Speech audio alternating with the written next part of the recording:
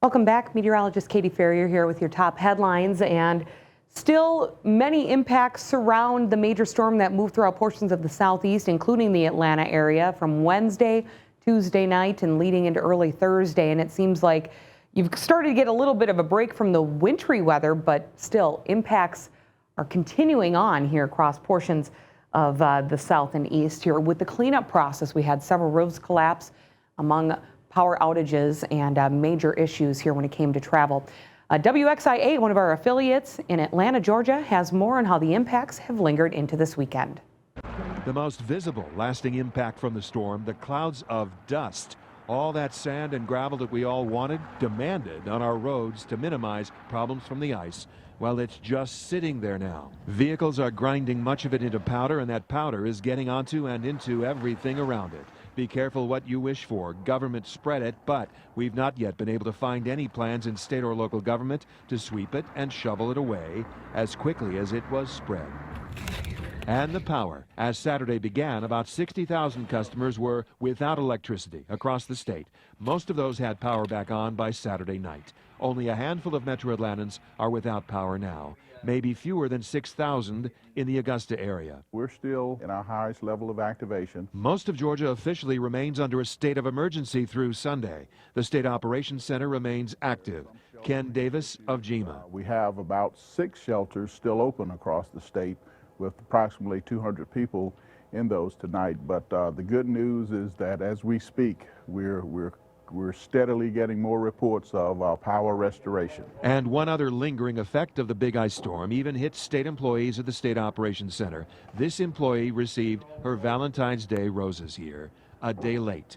The florist was behind because of the storm. And of course, if you've got any images or videos that you'd like to share with us, maybe of the storm damage that you've incurred across the southeast, of course, we want you to stay safe.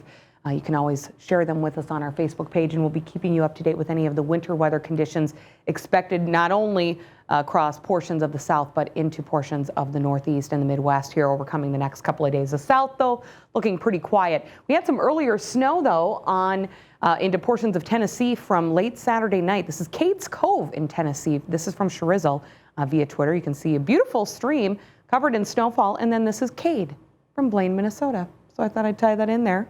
Little pup enjoying the actual snow and at least a nice sunny day, but it is going to be a rather messy commute for you on your Monday morning as we head on into portions of the Midwest, including the Twin Cities.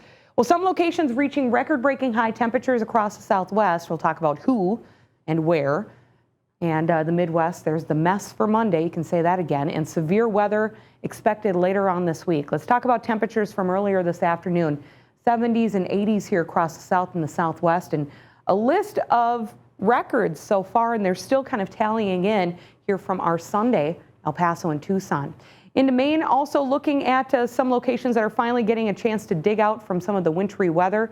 The west, the southwest is quiet for now. Another wave moves in here for the northwest by the end of this weekend. Meanwhile, we're looking at quiet conditions across the south, and then up to the north and east, we are expecting to see another wave of snow into the next 24 to 48 hours. Chicago, Illinois, quiet for now. You will have a messy commute if you've got any lunch plans here for Monday afternoon. The forecast brings heavy snow into Des Moines and also towards Minneapolis, and actually a pretty decent swath of some icy conditions across southern Iowa and northern portions of Missouri. You go on into Indianapolis, and this is where we're also looking at a new update with more ice expected here for the region. It's just been a treacherous winter and causing a major issue when it comes to travel. Take a look at all of the advisories here across the upper Midwest and the Ohio Valley that linger through Monday. Snow totals 3 to 7, some blowing snow, and then we also have icy conditions expected into northern Missouri and into portions of Nebraska and western Illinois. Glacier National Park, Montana, by the way, we're looking at blizzard conditions to the east of you. We've got extremely high winds, and blizzard warnings are in place here east of Whitefish. Also looking at winter storm warnings here into the Cascades, winter weather advisories into the southern Cascades, and then there's just a couple of individual advisories still left over into portions of Colorado, where we are expecting to see another wave move in as we head on into the next 24 to 48 hours. Let's take a quick look at your forecast temperatures into Monday. 87 for Phoenix. How about 79 in Miami? And a quick glance at your temperatures into Tuesday.